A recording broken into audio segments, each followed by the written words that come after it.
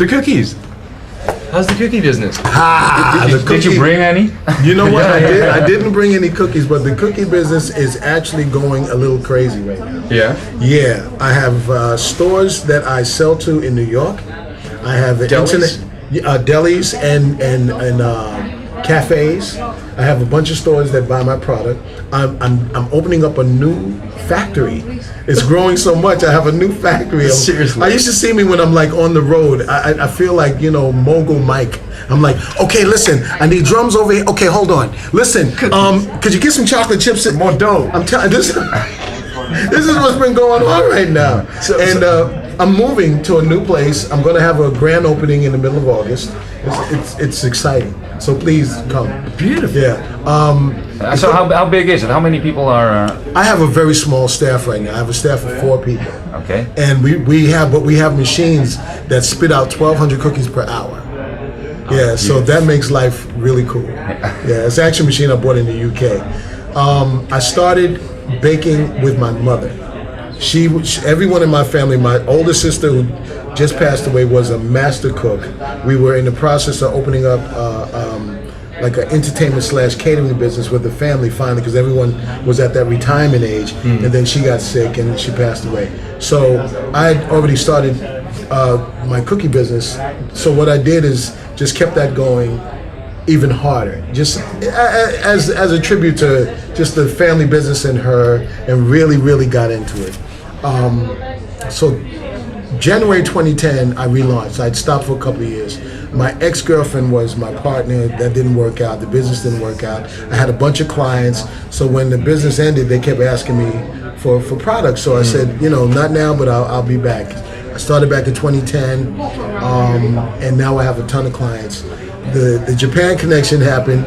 I went over to Japan on a tour with Toshi Kubota. He's a huge star in Japan. I'm his musical director. I've been touring with him just as long as I've been at the Apollo.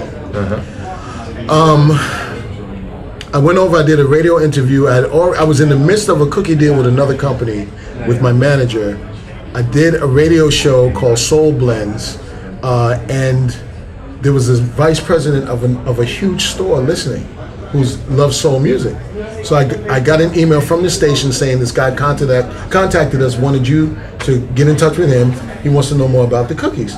So I called my manager, and we find out what the store is. The store is called Seibu. Seibu is like huge. It's a big deal over in Japan, Seibu department stores. So we call the guy up. He says, I would love to come in, for you guys to meet. Speaks no English. I speak little bit of Japanese. Exciting stuff. So I set up a meeting. I go in. It's me.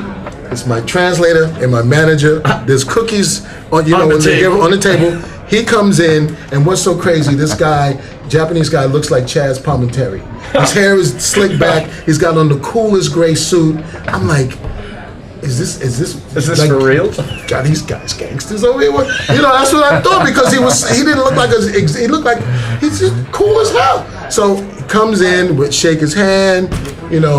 This guy's real high up on the food chain with this company. I'm obviously very respectful. I got my business thing all set up. I got cookies, cards, layout, business plan. Everything is there. Everything is translated. Everything is ready to go. He sits down. He says, I'm a big fan of yours. I've seen you at the Apollo. I've seen you with Toshi. I've seen you at the Blue Note. I really love your drumming. I said, thank you. He said, I didn't know you did cookies. Let's taste the cookies. Straight to business. They taste the cookies. Everybody in the room starts laughing but me, because he's speaking in Japanese while he's eating the cookies. I mean, they're laughing hard. So I lean over to my translator and I go, what is everybody talking about in here? She says, he said, he didn't think the cookies were going to be that good, but they're incredible. He just wanted to meet you. So he said, why don't we do a deal? And I've been in this department store since. And it's been going really well. Nice. It's been going really well. We do outside events with the cookies. We have a website over there is going. We just got an offer from this big website called the Tokyo Girls Collection that is it's unbelievable what's Nice. been going on with the cookies. So you know. are the cookies going to be more important than the music? Or It's going to be a blend of both. I've been approached by a production company to do, believe it or not, to do a reality TV show on the music and the cookies. Seriously, the combo. And the community work that I do a lot of community work too. So most the people that work for me are from my community. You're becoming a trademark yourself. Kinda. That is It's kind of surreal, but I'm really enjoying the fact that I grew up in the projects. Yeah. I've always wanted to give back, change lives, do things that are important to my community. So when I hire folks, I go back to my community.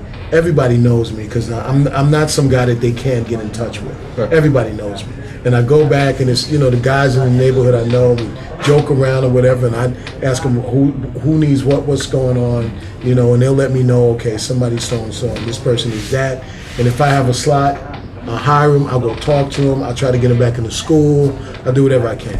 Whatever I can. Fantastic. So, I don't sleep, bro.